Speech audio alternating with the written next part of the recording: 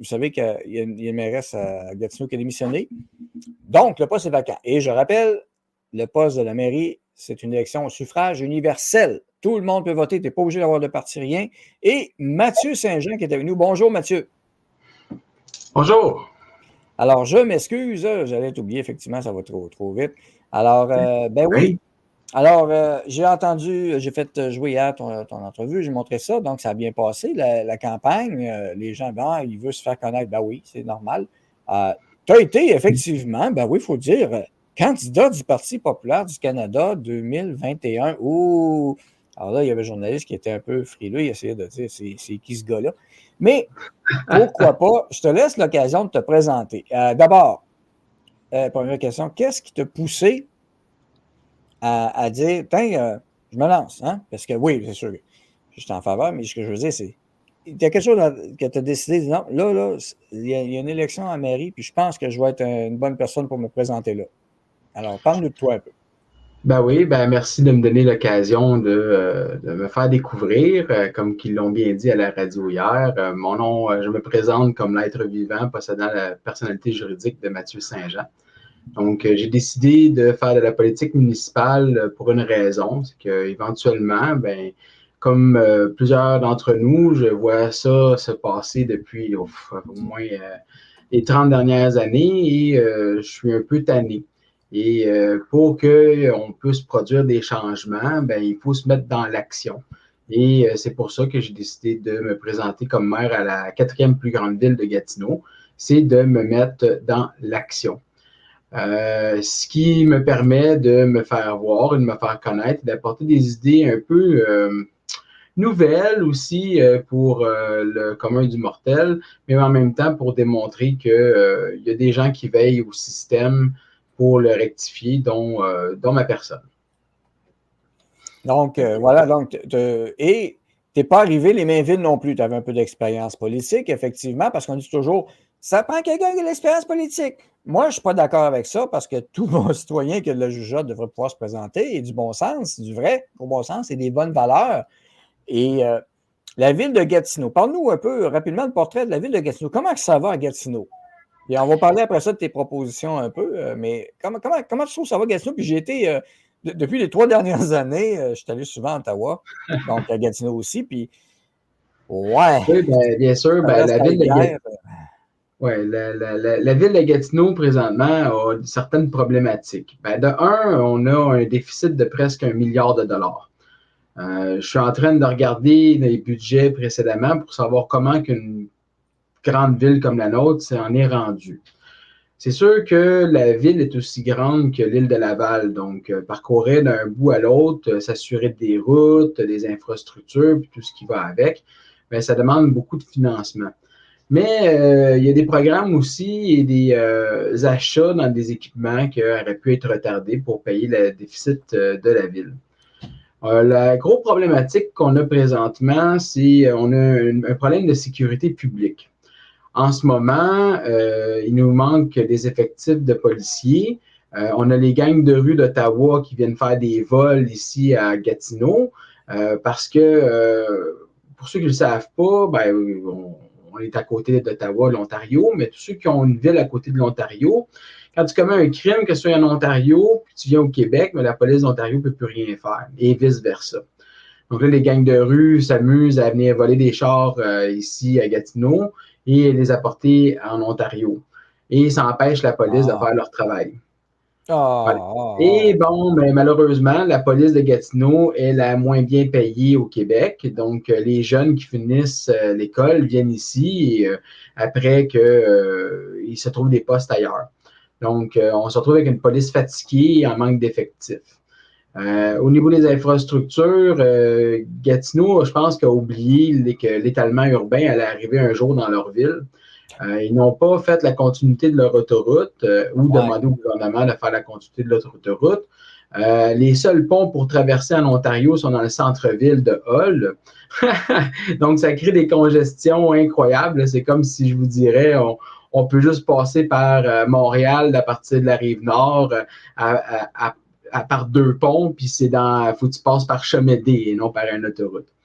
Donc, il n'y a aucune voie de contournement pour contourner la grande ville pour aller en Ontario ou Effectivement. éviter Ottawa. C'est bizarre un peu la configuration. Je comprends qu'Ottawa, bon, c'est un centre, c'est la capitale du pays. Il y a une configuration spéciale. Je t'ai demandé si c'est pas voulu cette absence de circulation et autres. Mais effectivement, Gatineau, je me suis promené dedans un peu, puis ouais, c'est pas évident. Je parle pas de l'état des routes, même municipales, qui sont massacrées. Mais les ponts, justement, on a un pont qu'il y en a qui veulent le démolir.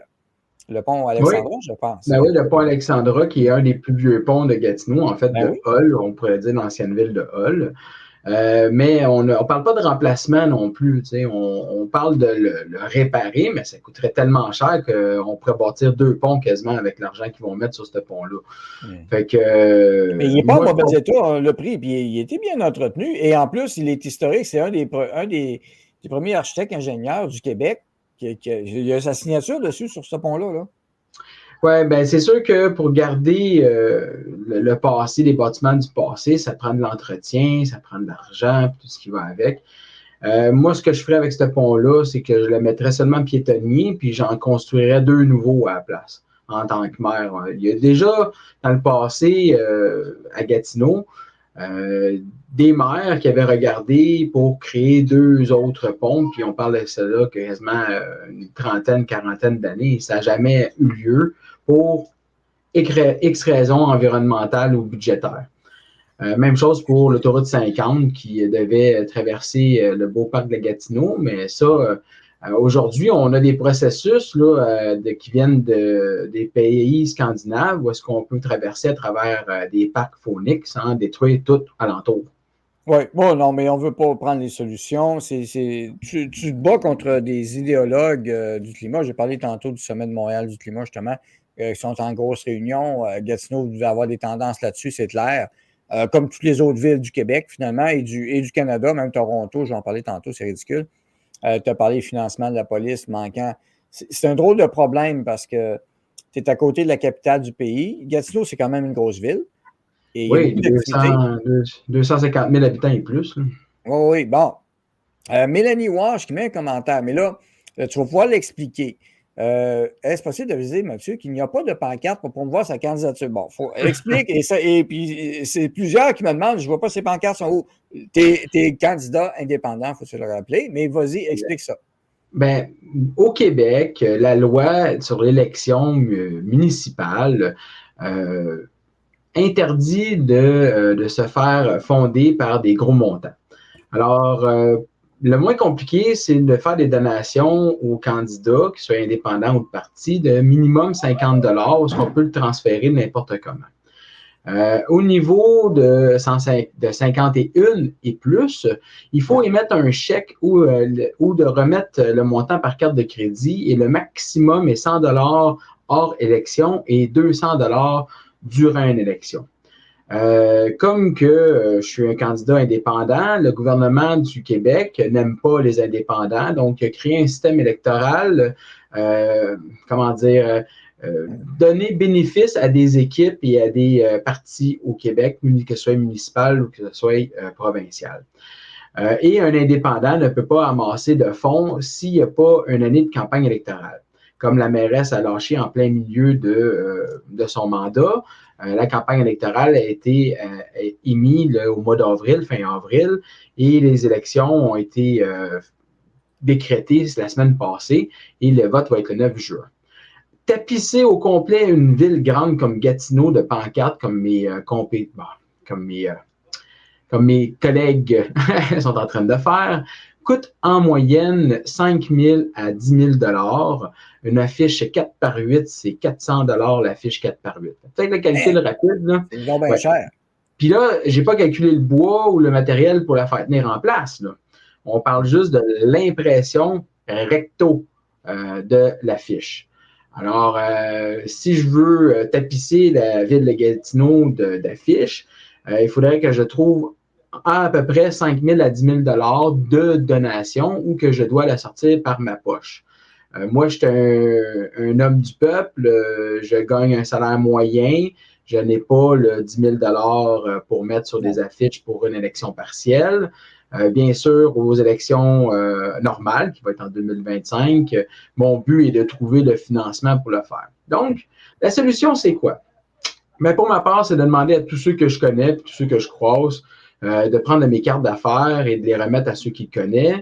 Il y a aussi par le web, par les médias sociaux, par les médias traditionnels. Je fais faire des affiches 8,5 par 11 qu'on peut imprimer de son imprimante chez soi, que vous pouvez coller dans votre, soit à votre rétroviseur, vous parquez le reculon, vous mettez ça dans votre rétroviseur, ou si votre vitre arrière n'est pas teintée, vous mettez ça dans votre vitre arrière puis vous vous promenez avec. Donc, on apporte d'autres solutions. Si je reviens, si tu avais du financement, donc si les gens contribuaient un peu, je ne sais pas si c'est un objectif, mais peut-être une solution. J'ai déjà vécu ça, un petit parti municipal. Il faut expliquer aux gens qu'un parti municipal, c'est surtout au Québec qu'il y a ça, OK? D'accord? Là, c'est carrément, là, les histoires de partis, c'est propre au Québec parce que je rappelle qu'un maire est élu au suffrage universel. Ceci dit, en tant que petit parti à l'époque, on avait fait 4 à 5, c'était des 4 par 8 qu'on avait. Donc, juste des grosses affiches qu'on avait mis. On ne peut pas en avoir, on a des petits budgets. Mais bref, ça peut être une solution s'il y en a qui veulent aider. Oui, j'ai calculé qu'il y a, j'aimerais ça avoir les 4 par 8, qu'il y a à peu près 26 endroits qu'on pourrait en mettre. Donc, mais déjà, s'il y en a 10, ça ne serait pas pire. Oui, c'est ça. Oui, ça, 16, ce serait l'idéal, à 400 $ chacune des pancartes, plus les matériels pour les tenir. Disons un 700 $ par pancarte. Il me faudrait à peu près une centaine de citoyens à 200 $. Fait que pour être capable de tout faire ça. Fait que ça serait pour la prochaine campagne. Mais c'est ça. Si quelqu'un veut contribuer, même s'il y en a 3-4, ça sera déjà ça. Mais on peut te rejoindre aussi donc, sur facebook.com Mathieu Saint-Jean PPC aussi. Oui, on peut aussi me rejoindre à travers, là présentement, on retravaille mon site web. Oui. Ça va être www.mathieu.ca. Donc, on est en train de travailler fort là-dessus parce que, comme je dis, je suis un nouveau candidat dans la course, donc il y a beaucoup, beaucoup, beaucoup plus de détails qu'une campagne fédérale à penser. Effectivement. Oui, effectivement. Fait que tout le travail se fait au fur et à mesure et comme j'explique, ou en même temps, ça fait partie d'un rodage pour les prochaines élections. Voilà, c'est bien. Et tu as quand même de l'aide, des bénévoles un peu qui te donnent un coup de main, ça commence? Oui, bien sûr. J'ai les bénévoles qui viennent m'aider. J'ai aussi, merci à ceux qui m'invitent au débat. J'ai 4-5 débats que je vais faire ce mois-ci. Ceux qui me demandent de participer à des interviews aussi, même s'ils essaient des fois de me prendre au piège, je suis capable de m'en sortir comme une grande personne. Ça démontre ma capacité intellectuelle aussi en même temps. Ah, bonne question, Jack McLeod. 4 par 8, c'est en pied. Ça, oui, ça c'est drôle parce qu'on est à la fois métrique et à la fois impérial dans certaines mesures. Ouais, désolé, même si je suis jeune, je suis de la vieille école au niveau du système métrique. Et là, tu vois, les questions avec tout ce que j'ai 2-3 questions rapidement. Bon, Nicolas Huneau, dites-moi si je me trompe, il a l'emblème de la monarchie britannique derrière. Est-ce que c'est faux? C'est mon emblème familial. Donc, la famille Saint-Jean vient du Languedoc. Ils ont immigré ici parce que c'était des maréchals de camp. Alors, ils sont arrivés un petit peu avant Frontenac, si je me souviens bien. Donc, le blason que vous voyez en arrière représente la famille Saint-Jean et je suis un de la garde de la famille Saint-Jean. Et voilà pour l'explication. Et un commentaire, l'Union des municipalités vote pour réduire la largeur des routes, des coins de rue, faire des dos d'âne, des bicyclettes au roule pas, réduire les boulevards à 3 voies, à 2, etc., etc. Écoute, toi, je pense que tu n'es pas en faveur de ça. Incluant la taxe sur l'immatriculation. Ah, ça, c'est dégueulasse. À Québec, le maire Woke veut imposer une taxe supplémentaire de 10 $ à Québec pour un service de transport en commun déficient qui est en baisse. On a les îles de la Madeleine, la passe archipel. L'an dernier, le maire avait dit qu'il n'était pas prêt, qu'il faudrait attendre 2024, mais que tous les autres maires surveillaient attentivement le dossier. Effectivement. C'est quelque chose que tu entends parler même dans le coin de Gatineau. Oui, présentement, on a la préfète de la MRC qui est aux îles de la Madeleine en train d'étudier le dossier. Fait que, et ici, j'écouterais, quand la mairesse elle a lâché, elle a dit que dans les 4 prochaines années, il y a des choses qui allaient arriver à Gatineau qu'elle n'était pas d'accord. Oui, effectivement. Puis c'est peut-être quelque chose comme ça. On sent qu'il y a une pression qui vient d'en haut. Et moi, j'ai Exactement. toujours, Il faut pas, quand elle a démissionné, je l'avais fait jouer, sa conférence. faut pas oublier aussi que Québec a fait des fonds d'investissement immenses sur des serveurs un peu partout au Québec. Et Gatineau a donné des fonds pour la sécurité informatique, les cyberattaques et tout ce qui va. Et ont créé aussi un parc de serveurs au cégep de l'Outaouais. Alors, j'ai pas encore investigué toute la chose parce que élection veut que mange beaucoup de temps. Mais s'il y a des gens qui veulent s'amuser à faire de l'investigation et m'envoyer les rapports d'investigation, ça va me faire un grand plaisir de révéler ça au grand jour. Voilà. Alors, les dates, parle-nous des dates. C'est quand la date du vote et comment ça se passe. Il doit y avoir un vote par anticipation aussi. Oui, il y a un vote d'anticipation, si je me souviens bien, le 6 ou le 7 juin. Et il y a le 9 juin, le vote officiel. Alors, voilà. Donc, c'est le 9 juin qu'on va savoir si j'ai réussi à ne pas être le dernier ou à être le premier ou le troisième. Donc, personnellement, je vise bien sûr la mairie. J'aimerais bien gagner, mais dans le réalisme, comme je suis un nouveau arrivant dans la course comme tel, et que je suis très peu connu, mais que je me fais beaucoup voir et connaître, je m'attends au moins à être le troisième. C'est mon objectif réalisable, mais mon vrai objectif, c'est d'être le maire de Gatineau pour poser beaucoup de questions pendant un an et demi que je serai maire. Et voilà. Donc, il t'a parlé hier rapidement, le fameux projet des hydroliennes dans les tuyaux. Et ça l'a épaté l'animateur. Il a fallu que tu répètes 2 fois que ça se faisait déjà. Portland le fait. C'est pas un projet qui est sorti nulle part. Il y a déjà plusieurs années d'expérience.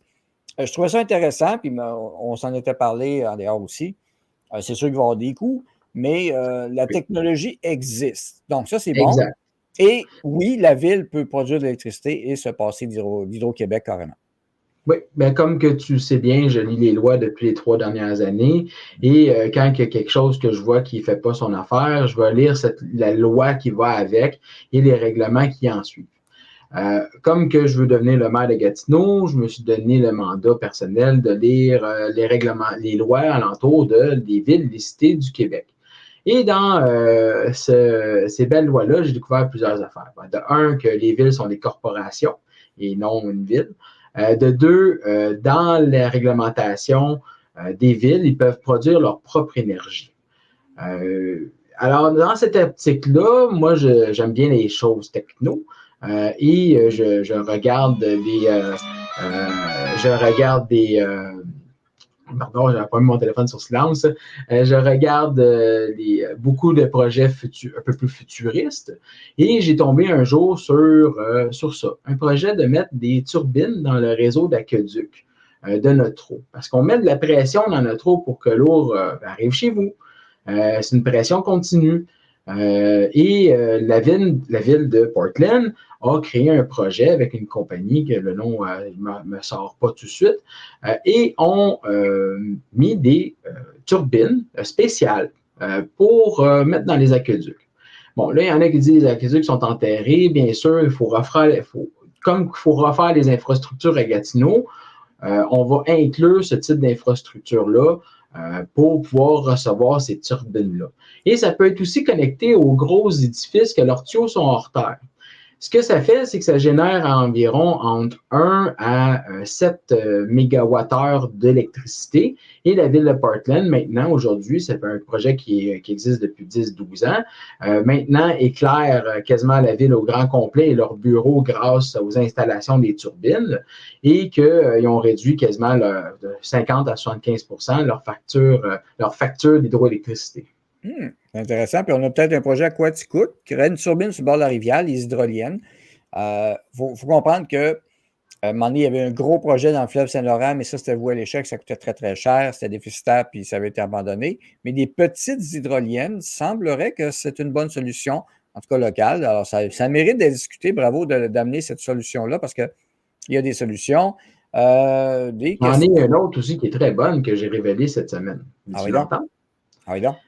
En France, il y a une compagnie qui s'appelle Néolith, si je me souviens bien.